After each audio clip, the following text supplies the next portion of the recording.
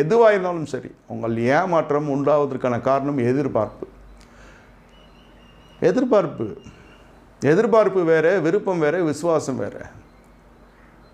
நீங்கள் நம்பி எதிர்பார்க்கிறீர்கள், நம்பி படிக்க வைக்கிறார்கள், ஆனால் கனி கொடுக்கறது இல்லை. காரணம் என்ன?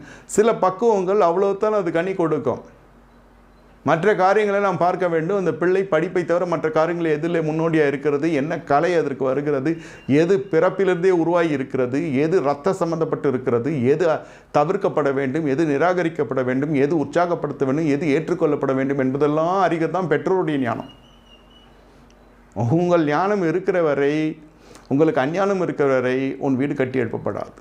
என்ன பிரச்சனை? எங்கள் வீட்டில் பிரச்சனை என் பிள்ளை தான் என்பார்கள். வேதம் சொல்லுது, ஞானத்தாலே வீடு கட்டி எழுப்படும், வேகத்தாலே நிலைத்து நிறுத்தப்படும், புத்தியுள்ள ஸ்திரீ வீட்டை கட்டுகிறான். எழுத்தின்படி பில்டிங் கட்டுகிறதல்ல, கட்டிடங்களை கட்டி உருவாக்குறதல்ல, எல்லாம் நீங்கள் கட்டி